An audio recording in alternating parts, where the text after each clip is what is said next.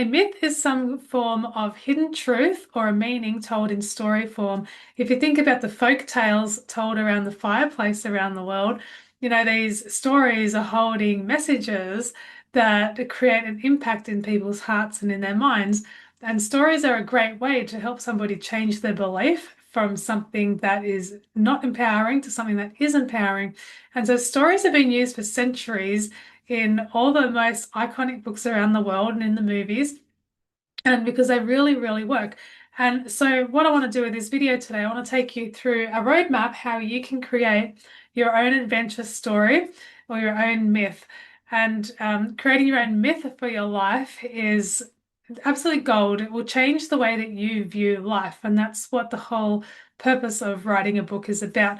So welcome to the Author's Quest. My name is Victoria Ann Lord, and I help you to write your book in 90 days. And that's why I started the 5-day book starter challenge, is to inspire people to start writing today instead of tomorrow.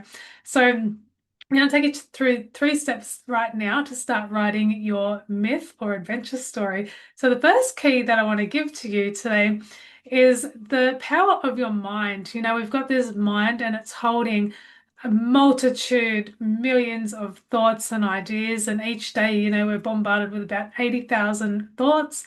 And writing it down is one way to clear the mind, because if we're keeping it all up here, we're keeping it up here with the thousands and thousands of thoughts.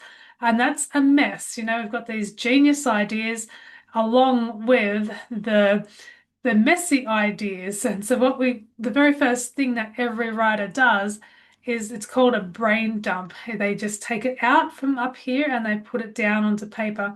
And my favorite way to do this is with a colored pen and a book. And so this is the old school way. And it's called old school, but it's actually not. All the geniuses today still use old-fashioned pen and paper. And then we're just going to write down, write, whatever is in your mind for your book. And what you'll find is that you'll be writing your book and then something will pop up that's totally nothing to do with your book. And then you can just keep writing it down on a separate book. So it can help to have 2 books in front of you. And then when these ideas bounce, oh, this is for my book, it goes in this one. That's for a thing I've got to do tomorrow. That's a task. And so you can bounce around your 2 books, and then you'll end up with the beginnings of a manuscript just from pen and paper, from writing down. So you'll know when it's time for you to write because you'll feel inspired, or you'll have a desire, or there'll be something that is calling you to write.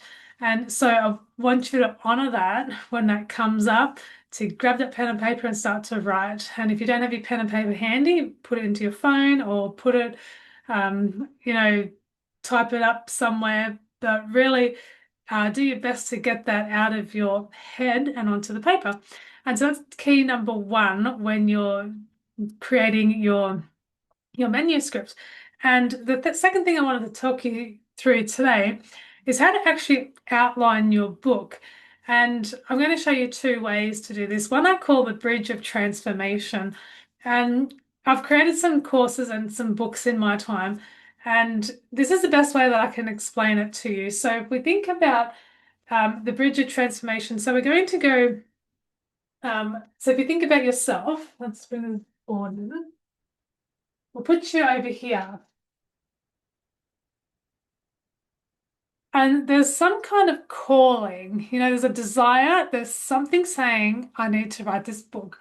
And so if you look at the person on this side, they're going to go through a transformation. So they're questioning something here, either about their identity, or they're questioning what life is, or um, there's something that's nagging at them on the inside.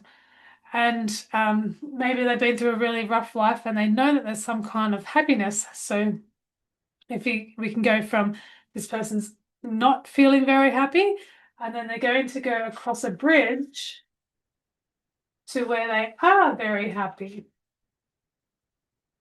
And so on the transformation bridge, if we look at, I'll skip my book for a second. So my book is 6 Steps to Freedom and Confidence. And so when you're going along your transformation bridge, you know there is a beginning and there is an end. And so what we do is we take the 6 steps. 1, 2, 3, 4, 5, 6. And so now you know that you've got this adventure going on and you're going over the bridge. What are the steps that this person needs to take to go from unhappy to happy? Okay, so you might think that they need to find their worth. So then they go on the journey of finding their worth. And then the next thing is they need to know that their their desire is valid. So then that's another thing that they're going to learn. And so each of the steps you're going to go along makes a chapter of your book. And so that's what I call the bridge of transformation. So if you ask yourself right now, where is this person going to go from A to B? What is the pain they are in now, and where will they be when they finish the transformation? And this is okay if you don't know the answers right now. I didn't know the answers when I wrote my book. I wrote a book called How to Be Happy Being You. And all I knew is that I wanted happiness, but I didn't know how to get there. And so the book started with How to Be Happy Being You. And it took some time to finish that first book because it was a lot of inner work that needed to be done. And then in the end, the book was complete and it was an amazing book. And so that's one way to start to outline your book is the bridge of transformation and write down the dot points that's going to happen.